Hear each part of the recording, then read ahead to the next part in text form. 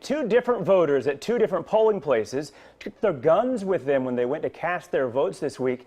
They received two very different reactions. After taking a closer look at Alabama law, probate judge Brandy Eastlick removed signs prohibiting weapons around voting precincts in Chambers County.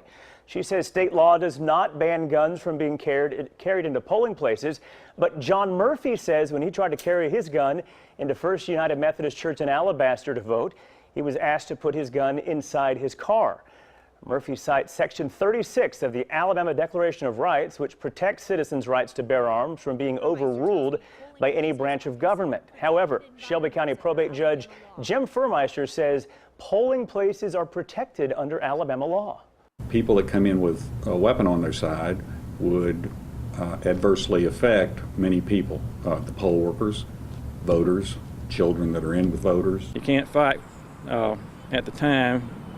You just need to do what they want you to do. All right, now Murphy says he still feels the right to vote, can't deny you the right to bear arms.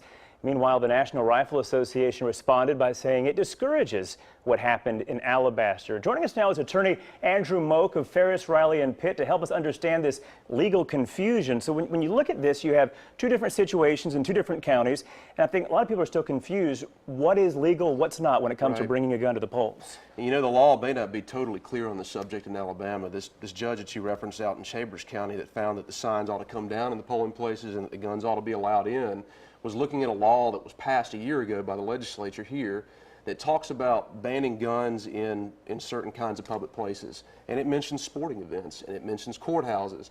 It does not mention specifically polling places. So when you look at it, have we learned anything from this? Are we going to be in the same situation in the future? I think we probably are, because you're going to have some judges who, like Judge Furmeister, for instance, found basically right that polling places are one of the sanctuaries of democracy and that he did not think that guns ought to be in there. Do you think it's something that we need to have more legislation created to help clear this up? There's no question that what will probably happen next is the legislature will be asked to take a look at the issue of whether or not polling places ought to be included in the list of public places where guns are not allowed to be brought. And when you look at this, unfortunately there's some ambiguity sometimes when looking at laws, and it's the interpretation of different judges. Is this something that you deal with and you know with other situations that it comes to just the uncertainty of what the law says? Oh, absolutely. And the Constitution doesn't speak to all of the variety of things that gun laws could potentially prohibit. We have 25, maybe 30 gun laws on the books in Alabama, and they don't speak to this specific issue.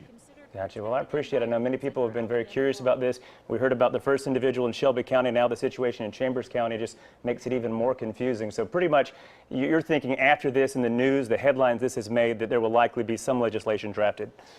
I think that the legislature will probably be asked to take a look at it. If the NRA is commenting that these kinds of potentially provocative displays of guns in polling places are not a good idea, then I think you can expect legislatures across the country may take a look at it. All right. Thank you very much for giving us your legal insight as we try to figure this all out. Appreciate it. Thank you.